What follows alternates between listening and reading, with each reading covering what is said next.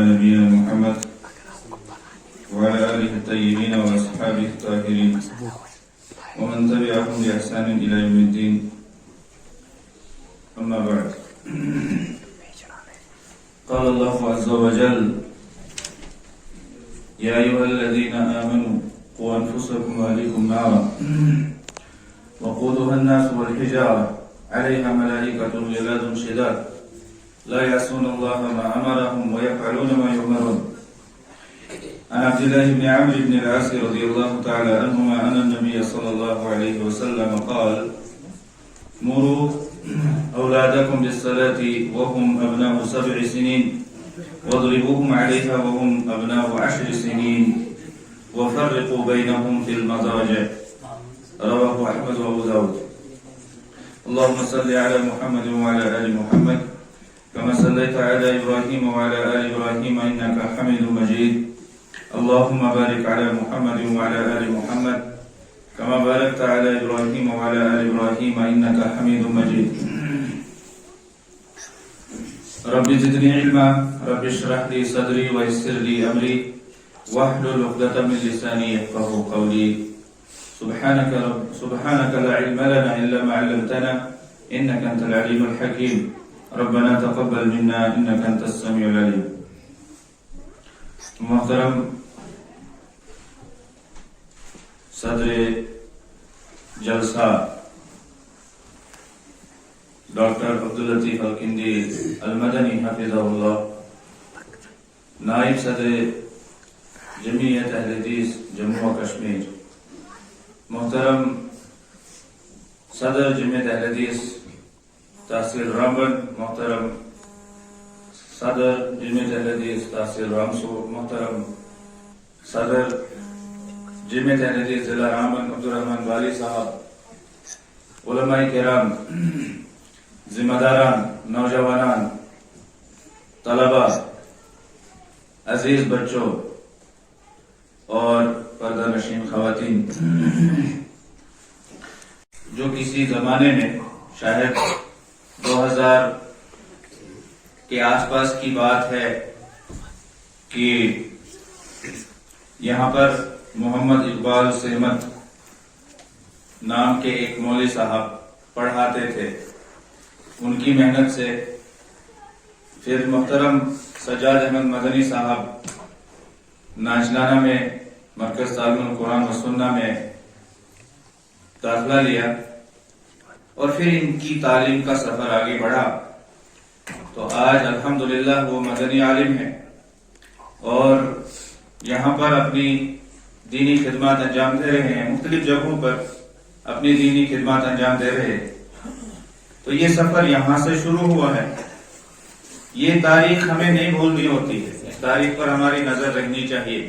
جو ہمارے اسلاف نے خدمات انجام دی ہوتی ہیں وہ چاہے چھوٹی چھوٹی ہی کیوں نہ ہو، ہمیں ان کو یاد رکھنا چاہیے اور ان کا ہمیں شکریہ ادا کرنا چاہیے اور ان کے لیے ہمیں دعا کرنا چاہیے.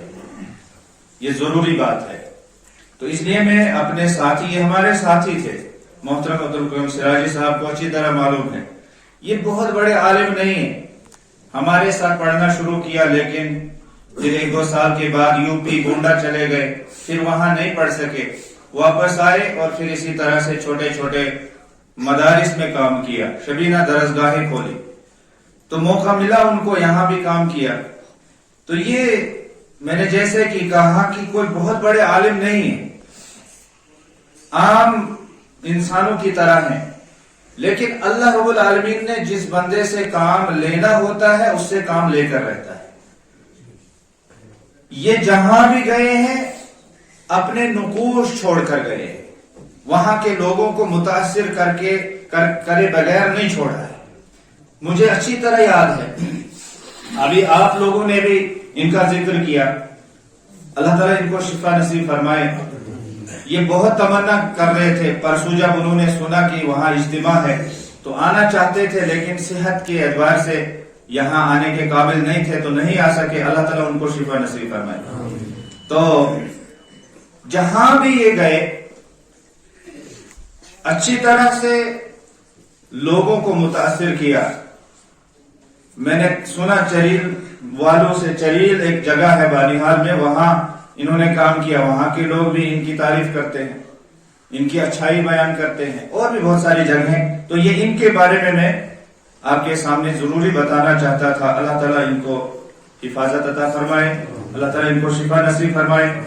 اور میں دوسری بات یہ کہوں گا کہ میں محترم سجاد احمد مدنی حفظہ اللہ، عبد الحمید المدنی حفظہ اللہ اور تمام انتظامیہ کا شکریہ ادا کرتا ہوں کہ آپ نے ہمیں بھی موقع دیا کہ ہم اس سرزمین پر آئے اور یہاں آپ لوگوں کے ساتھ ملاقات بھی ہوئی اور کچھ باتیں آپ کو سنانے اور سننے کا بھی موقع ملا. اور میں آپ سبھی حضرات کو یہ عظیم الشان خوبصورت اس جگہ میں دینی کانفرنس قائم کرنے پر مبارکباد پیش کرتا ہوں. میرے محترم سامعین، میں آپ کا زیادہ وقت نہیں لوں گا، کچھ باتیں آپ کے سامنے بیان کروں گا. سب سے پہلی بات یہ کہ آپ نے سنا کہ یہاں اس سٹیج پر ایک چھوٹی سی بچی آئی، ننھی منی سی بچی آئی، ایک ننھا منا سا پھول یہاں پر آیا. اس نے اپنی توتلی زبان میں کچھ اشعار پڑھے، نظم پڑھی. یاد ہے آپ کو کہ وہ نظم کیا تھی، اس کے پہلے بول کیا تھے، پہلے الفاظ کیا تھے؟ انہوں نے یہاں پڑھا، پیارے بچوں نیک بنو تم، جھگڑے چھوڑو ایک بنو تم. یہ تو بظاہر لگتا ہے بچوں کے لیے ہے، لیکن اس میں ہم سب بڑوں کے لیے پیغام ہے. یہ ہم سب بڑوں کے لیے پیغام ہے. وہ کیسے؟ وہ ایسے کہ ہمیں یہاں کہنا ہے پیارے بڑوں نیک بنو تم. ابھی ہمیں خود کو تربیت کی ضرورت ہے. ہم بچوں کو کیا سکھائیں، بچوں کی تربیت کیا کریں، پہلے ہمیں خود کی تربیت کی ضرورت ہے. تو اس بچی نے اگرچہ بچوں کا لفظ استعمال کیا، لیکن اس نے ہم سب کو پیغام دیا کہ اے ہمارے پیارے بڑوں نیک بنو تم. پہلے تم خود سدھر جاؤ، پہلے خود اپنے آپ کی تربیت کرو اور پھر جا کر تم اپنے بچوں کو سدھار سکتے ہو، ان کی تربیت کر سکتے ہو، ان کو دیندار بنا سکتے ہو. پہلے خود دیندار کتنے ہو، کتنے تم خشکی میں ہو، کتنے تم پانی میں ہو، پہلے یہ تو دیکھ لو، اس کا اندازہ تو کر لو. اور کہا جھگڑے چھوڑو ایک بنو تم. یہ بھی بہت بڑا پیغام ہے، یہ بہت بڑا پیغام ہے. میں اس کی وضاحت نہیں کروں گا، سارے سمجھدار لوگ ہیں، شعور رکھنے والے لوگ سامنے ہیں، لہذا ہمیں ایک بننا ہے. تمام جو چیزیں ہیں ان کو یک طرفہ چھوڑ دینا ہے، ایک بننا ہے. اس کے بعد ایک اور موضوع یہاں پر بیان کیا گیا، پردہ اور عورت کا مقام. ایک بچی نے یہ موضوع بیان کیا. اس میں ان بچیوں کے لیے حوصلہ افزائی بھی ہے. اللہ تعالیٰ ان کو مزید ترقی عطا فرمائے، اللہ تعالیٰ ان کو مزید دینی علم عطا فرمائے، اور اللہ تعالیٰ ان بچیوں کو نیک اور صالح خواتین میں سے شمار فرمائے. تو ایک بچی نے یہاں پر پردے کے موضوع پر، عورت کے مقام کے موضوع پر بیان کیا. تو میں یہاں پر اس موقع پر یہ کہنا چاہتا ہوں کہ ایک بچی نے ہندوستان کی ایک ریاست کرناٹکا میں کالج میں پڑھنے جا رہی تھی. اس کو جب کچھ لوگوں نے روکا اور اس کے سامنے کچھ شرکیہ نعرے لگائے، تو اس نے بھی جواب میں نعرے تکبیر کہی اور توحید کا نعرہ بلند کیا. اور وہ لڑکی بظاہر حجاب میں ہمیں دکھائی دے رہی تھی، اور ہر جگہ آج یہی بچی موضوع بنی ہوئی ہے. پردہ، حجاب، کتاب، پتہ نہیں یہی ساری چیزیں آج موضوع بنی ہوئی ہیں. لیکن جہاں اس بچی پر لوگوں نے تنقید کی ہے، جہاں پر اس میں لوگوں نے کچھ نقطے نکالے ہیں، وہاں پر یہ بات بھی ضرور ہے کہ اس بچی نے ساری دنیا کو پیغام دیا، وہ پردے کا پیغام کہ اسلام سے تعلق رکھنے والی اس خاتون کو ہمیشہ پردے میں رہنا چاہیے. یہ پیغام کم از کم جس کی طرف ہم کبھی دھیان بھی نہیں دیتے تھے، جو ہم نے بھلا ہی دیا تھا، جو ہمارا موضوع کبھی بنتا ہی نہیں تھا، لیکن اس نے ساری دنیا کے مسلمانوں کے ذہنوں کو جھنجھوڑا اور اس موضوع پر سوچنے، बात करने और इसको लोगों को समझाने का एक पैगाम उसने जरूर सुना दिया। मैं आपसे सवाल करता हूं, और हमारी अगर खवातीन माएं बहनें यहां सुन रही हैं, उनको भी चाहिए कि वो इस बात पर गौर करें। देखिए, हम लोहे को भी देखते हैं और सोना भी हम देखते हैं। दोनों में से कीमती कौन सा है? सोना कीमती है। सोने को हम बाहर सड़क पर नहीं रखते हैं या दुकान के बाहर हम नहीं रखते हैं। सोना हम अलमारी में सजा कर रखते हैं या घर में किसी संदूक में रखते हैं, तिजोरी में रखते हैं। लेकिन लोहे को हम कहीं भी रख देते हैं। और दूसरा सवाल मैं आपसे ये पूछूंगा, जब हमें पत्थर तोड़ना होता है तो वो हथौड़ा लोहे का होता है या सोने का बना होता है? लोहे का बना होता है। तो हम लोहे के हथौड़े से पत्थर तोड़ते हैं, ना कि सोने के हथौड़े से पत्थर तोड़ते हैं। मुझे बात यह समझानी है कि सोना कीमती है, लेकिन वो लोहे की तरह मजबूत नहीं है। ये औरत, अल्लाह ताला ने इसको नाजुक मिजाज और नाजुक जिस्म वाला बनाया है, इसीलिए अल्लाह ताला ने इसकी हिफाजत का पूरा बंदोबस्त किया है। अल्लाह ताला को मालूम है कि मैंने ही इस औरत को पैदा किया है, और इसकी हिफाजत कैसे हो सकती है, ये कैसे बच सकती है मुख्तलिफ बलाओं से, मुख्तलिफ आफतों से, मुख्तलिफ चीजों से, तो उसका बंदोबस्त भी अल्लाह ताला ने फरमाया है। और उसके लिए अल्लाह ताला ने इसको हिजाब में रहने का हुक्म दिया है, पर्दे में रहने का हुक्म दिया है, क्योंकि ये औरत शहजादी है। ये औरत सोने और चांदी और जवाहिरात से भी बढ़कर है। इसीलिए इसको हम चाहते हैं कि ये हिजाब में रहे, तिजोरी में रहे, महफूज रहे, और दुनिया की जो भी बला है, दुनिया की जो भी चीज है, उससे इसकी हिफाजत हो। तो मैं इस ताल्लुक से इतना ही आपके सामने बयान करना चाहता था। मैंने आप हज़रात के सामने सूरह तहरीम की आयत नंबर 6 को तिलावत किया, उसी की रोशनी में मैं आपके सामने बात करूंगा। अल्लाह रब्बुल आलमीन ने इस आयत करीमा में इरशाद फरमाया है, या अय्युहल्लज़ीना आमनू कू अनफुसकुम व अहलिकुम नारा, ए ईमान वाले लोगों, खुद को और अपने घर वालों को, अहलो अयाल को, बच्चों को जहन्नम की आग से बचाओ, जहन्नम की आग से बचाओ। मेरे मोहतरम सामीन, दुनियावी आग को फिलहाल चंद मिनट के लिए ले लेते हैं। दुनिया में अगर कहीं आग लग जाती है तो क्या हम उसमें छलांग लगाते हैं? जब कहीं आग लग जाती है जंगल में, या नऊज़ बिल्लाह, अल्लाह ताला बचाए, हिफाजत फरमाए हर एक की, किसी मकान में या किसी जगह में घास में आग लग जाए, क्या हम दौड़कर उस आग में जाते हैं या वहां से दूर भागते हैं, आग को बुझाने की कोशिश करते हैं? बताइए मुझे। हम वहां नहीं जाते हैं, बल्कि हम उस आग से दूर जाते हैं, भागते हैं हम उस आग से। बल्कि बात तो यहां तक पहुंच जाती है कि अगर कभी कभार गरम चाय हमारे बदन पर गिर जाए गलती से, तो हम उछल पड़ते हैं। ये आग तो नहीं है, बल्कि आग पर गर्म की हुई चाय है, उससे हम उछल पड़ते हैं, उससे हम भागते हैं। और मैंने देखा है, आपने भी देखा होगा कि कभी कभार जब किसी के बदन पर खुद ही चाय वगैरह या कोई गर्म चीज गिर जाती है तो वो सामने वाले को थप्पड़ मारता है। अरे ऐसा क्यों? क्योंकि वो हवास बाख्ता हो जाता है, खुद उसको होश नहीं रहता है इस आग की वजह से कि मैं क्या कर रहा हूं। जला वो खुद, थप्पड़ दूसरे को मार रहा है।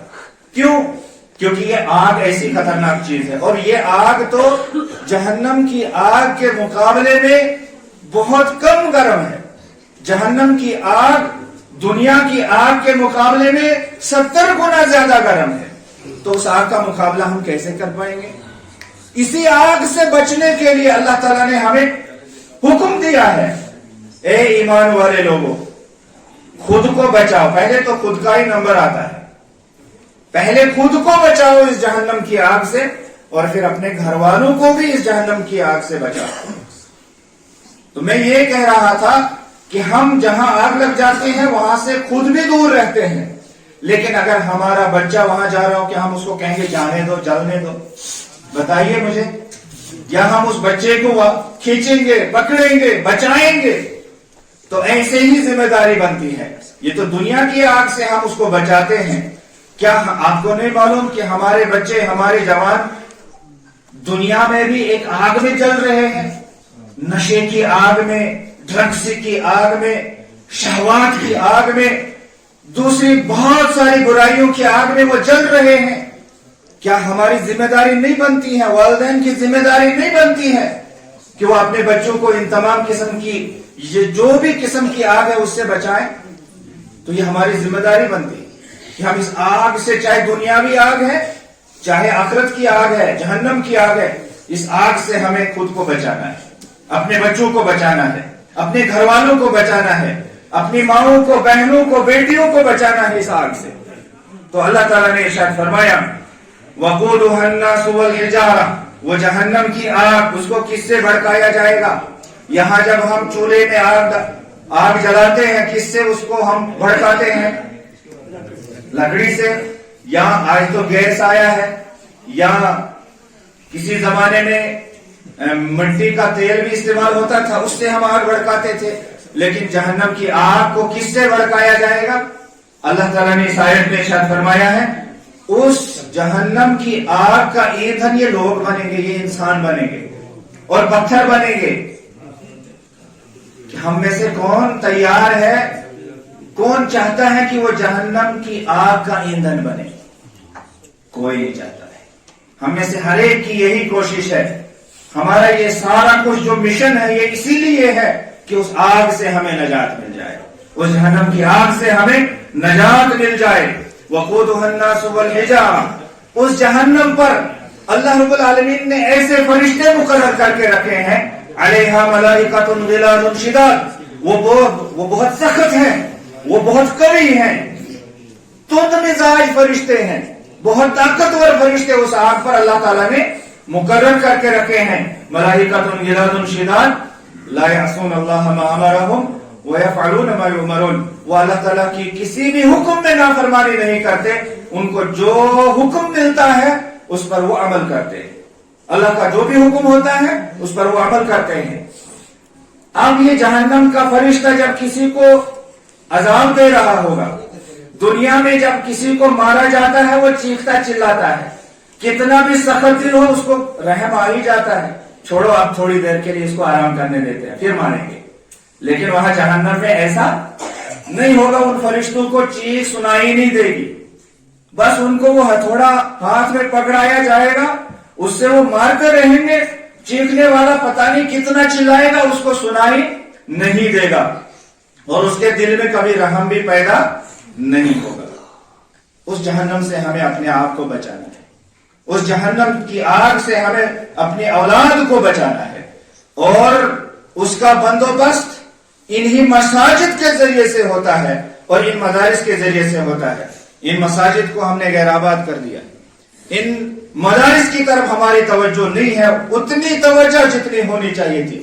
لہذا تمام مسلمانوں سے ہم اس آیت کی روشنی میں یہ اپیل کرنا چاہیں گے، یہ اپیل کرنا چاہتے ہیں کہ ہمیں مساجد کو آباد کرنا ہوگا، مدارس کو آباد کرنا ہوگا، اس دین کو عام کرنا ہوگا. مساجد کے ذریعے سے، ان مدارس کے ذریعے سے بچوں میں، بچیوں میں، جوانوں میں، بوڑھوں میں، عورتوں میں، سب میں یہ دین عام کرنا ہے. یہ ہماری ذمہ داری ہے. تبھی جا کر ہم اس جہنم کی آگ سے بچ سکتے ہیں، تبھی جا کر اللہ تعالیٰ ہمیں اس جہنم کی آگ سے نجات دے گا. رسول اکرم صلی اللہ علیہ وسلم نے ارشاد فرمایا، میں نے حدیث آپ کے سامنے پڑھی، مروا اولادکم بالصلاۃ وهم ابناء 7 سنین. لوگوں، خود کی تربیت جب ہو جائے، خود جب تم دیندار بن جاؤ تو اپنی اولاد کی تربیت کرو، ان کی تربیت کی فکر کرو. اپنے بچوں کو 7 سال کی عمر میں نماز کا حکم دو، نماز سکھاؤ ان کو، نماز یاد کراؤ ان کو. یہ مثال کے طور پر نماز ہے، ورنہ پہلے ان کو عقیدہ درست کرایا جائے گا، توحید ان کو سکھائی جائے گی، کلمہ ان کو پڑھایا جائے گا، کلمہ ان کو سکھایا جائے گا. اسی طرح سے پھر دوسرے جو بھی اسلام کے فرائض ہیں ان کو پریکٹس کرائی جائے گی، ان کو یہ چیزیں بتائی جائیں گی۔ تو 7 سال کی عمر سے بچے کی تربیت شروع ہو جاتی ہے۔ ہمارے اسلاف 7 سال کی عمر میں ان کا قرآن حفظ ہو جایا کرتا تھا، 7 سال کی عمر میں وہ قرآن یاد کر لیا کرتے تھے۔ لیکن ہماری عمریں تو 50 سال سے بھی اوپر چلی گئی ہیں، لیکن ہمیں قرآن کریم کا ایک پارہ بھی یاد نہیں ہوتا ہے، مکمل ایک پارہ بھی ہمیں یاد نہیں ہوتا ہے۔ تو اس کی طرف توجہ دینے کی ضرورت ہے۔ تو رسول اکرم صلی اللہ علیہ وسلم نے ارشاد فرمایا کہ 7 سال کی عمر میں بچوں کو نماز سکھاؤ، پڑھاؤ، یاد کراؤ، تربیت کرو، دینی ماحول دو ان کو۔ اور جب 10 سال کی عمر تک بچہ پہنچ جائے، اب اگر وہ نماز نہیں پڑھتا ہے تو سرزنش کے طور پر تم اس کو ہلکی سی مار بھی مار سکتے ہو، جس سے اس کو تربیت ہو، ایسی مار جس سے اس کو تربیت ہو اور آپ کا روب بھی رہے۔ تو یہ تربیت کا انداز ہمارا ہونا چاہیے، خود کی تربیت پہلے اور پھر بچوں کی تربیت۔ اللہ رب العالمین نے قرآن کریم کے اندر دوسری جگہ ارشاد فرمایا وَأْمُرْ أَهْلَكَ بِالصَّلَاةِ وَاسْتَبِرْ عَلَيْهَا۔ اے محمد عربی صلی اللہ علیہ وسلم، آپ اپنے گھر والوں کو، اپنے اہل و عیال کو نماز کا حکم دیں اور اس نماز پر پھر ڈٹ جائیں، صبر کریں اس نماز پر، نماز پڑھنے پر صبر کریں، اس لیے کہ یہ نماز وقت پر ادا کرنا، جماعت سے ادا کرنا، نماز کے پورے حقوق ادا کرنا، واجبات فرائض کے ساتھ یہ نماز ادا کرنا، یہ بہت بڑی چیز ہے، گہرا چیز ہے، اسی لیے اس پر صبر کرنے کا حکم دیا گیا ہے۔ تو ہمیں خود کی تربیت کرنی ہے، خود کو جہنم کی آگ سے بچانا، پہلے خود کی تربیت۔ میں نے اسی لیے اشارہ دے دیا کہ اس بچی نے جو کہا پیارے بچوں نیک بنو تم، وہاں ہمیں بچوں کو کاٹ کر بڑوں کا لفظ استعمال کرنا ہے۔ تو پہلے ہمیں خود نیک بننا ہے، پہلے ہمیں خود نیک بننا ہے، پہلے ہمیں خود صالح بننا ہے، تب جا کر ہماری تربیت کا اثر ہمارے بچوں پر پڑے گا، وہ بھی صالح اور نیک اور دیندار بنیں گے۔ لیکن اگر ہم خود بگڑے ہوئے ہیں، اور یقین مانو آپ میری بات سے چاہے ناراض ہو جاؤ، پہلے ہم خود بگڑے ہوئے ہیں۔ کیا ایسا نہیں ہے ہم بگڑے ہوئے ہیں؟ ہم بگڑے ہوئے ہیں، آپ دیکھ لو، مشاہدہ کر لو، سروے کر لو، جاؤ گاؤں میں، جاؤ بستیوں میں، جاؤ گھروں میں، دیکھ لو ہم بڑے بگڑے ہوئے ہیں۔ ہمارے بچوں کو بگڑنا آسان ہے، ان کے لیے راستے کھلے ہیں، لیکن ہمیں سدھرنا ہوگا، ہمیں واپس آنا ہوگا۔ ہم جو برائیاں کرتے ہیں ہمیں وہ برائیاں چھوڑنی ہوں گی، تب جا کر ہمارے بچے بھی برائیوں سے باز رہیں گے، دور رہیں گے۔ تو بہرحال ہمیں خود کی تربیت کی فکر کرنی ہے، خود کو جہنم کی عذاب، جہنم کی آگ سے بچانا ہے، اپنے بچوں کو جہنم کے عذاب سے بچانے کی کوشش کرنی ہے، یہ ہماری ذمہ داری ہے۔ رسول اکرم صلی اللہ علیہ وسلم کی حدیث مجھے یاد آئی، فرمایا کلکم راع وکلکم مسئول عن رعیتہ، تم میں سے ہر ایک ذمہ دار ہے۔ عربی میں راعی چرواہے کو کہتے ہیں، جو جانوروں کو چراگاہوں میں لے جا کر چرواتا ہے۔ اور رسول اللہ صلی اللہ علیہ وسلم نے ارشاد فرمایا ہے دنیا میں جو بھی پیغمبر آیا ہے الا ورع الغنم، اس نے بکریوں کو چرایا ہے۔ کیوں؟ اس لیے کہ جب ایک انسان بکریوں کو، جانوروں کو چرانا سیکھ جاتا ہے تو پھر اس کو انسانوں کی قیادت کرنا آسان ہو جاتی ہے، انسانوں کو ڈگر پہ لانا آسان اس کے لیے۔ جب وہ ایک جانور کو تربیت کر سکتا ہے، سیدھے راستے پر لا سکتا ہے، کسی کی زمین میں جانے سے روک سکتا ہے، تو وہ انسان دوسرے انسانوں کو سیدھے راستے پر لا سکتا ہے۔ تو اسی لیے رسول اللہ صلی اللہ علیہ وسلم نے فرمایا تم میں سے ہر ایک نگران ہے، نگران ہے، نظر رکھنے والا ہے، اس کو نظر رکھنی چاہیے، اس کو خیال کرنا چاہیے، خود پر نظر رکھنی ہے، پہلے تو خود پر نظر رکھنی ہے، اپنی اولاد پر نظر رکھنی ہے۔ تو بہرحال رسول اکرم صلی اللہ علیہ وسلم نے ارشاد فرمایا تم میں سے ہر، اسی حدیث کے اندر فرمایا الامام راع وهو مسئول عن رعیتہ، جو پورے ملک کا بڑا ہوتا ہے، ریاست کا بڑا ہوتا ہے، ضلع کا بڑا ہوتا ہے، چاہے کسی بھی فیلڈ میں، وہ ذمہ دار ہے، اس کی ذمہ داری کے تعلق سے اس سے سوال کیا جائے گا۔ اور اسی طرح سے آدمی اپنے گھر والوں میں ذمہ دار ہے، ایک آدمی اپنے گھر والوں میں ذمہ دار ہے، اس کو گھر والوں کے تعلق سے سوال کیا جائے گا، مجھے میرے بچے کے تعلق سے سوال کیا جائے گا، کیا تم نے اس کے دیندار بننے کی فکر کی، دینی تعلیم دینے کی تم نے اس کے لیے کوشش کی؟ تو یہ سوالات ہوں گے، ان سوالوں کا جواب ہمیں یہاں تیار کرنا ہے، یہاں تلاش کرنا ہے۔ پھر رسول اللہ صلی اللہ علیہ وسلم نے جہاں اور بہت سارے لوگوں کی ذمہ داریاں بیان کی، وہاں پر اس ہماری خاتون، اس ہماری بہن اور بیٹی کی ذمہ داری کو بھی یاد دلایا۔ وَالْمَرْأَةُ رَاعِيَةٌ، اور یہ عورت بھی ذمہ دار ہے، اپنے شوہر کے گھر اور بچوں کے بارے میں ذمہ دار ہے، اس کے تعلق سے اس کو سوال کیا جائے گا۔ تو یہ عورت بھی ذمہ دار، مرد بھی ذمہ دار، بڑا بھی ذمہ دار، جوان بھی ذمہ دار، ہر ایک ذمہ دار ہے ہم میں سے۔ ہمیں اپنے اپنی ذمہ داری کو پورا کرنا ہوگا۔ یہی جمعیت اہل حدیث، یہ میں نہیں کہوں گا کہ صرف جمعیت اہل حدیث جموں و کشمیر، پوری دنیا کی جمعیت اہل حدیث کا یہی مشن ہے کہ ہمیں لوگوں کو جہنم کی آگ سے بچانے کی ایک کوشش کرنی ہے، اور ان کو یہ تعلیم دینی ہے، ان کو یہ بات سمجھانی ہے، ان کو یہ سمجھ دلانی ہے کہ وہ کیسے جہنم کی آگ سے بچ سکتے ہیں، اللہ کے غضب سے بچ سکتے ہیں اور جنت کے مستحق بن سکتے ہیں۔ اللہ تعالی ہمیں کہنے سننے سے زیادہ عمل کرنے کی توفیق عطا فرمائے۔ وآخر دعوانا الحمدللہ۔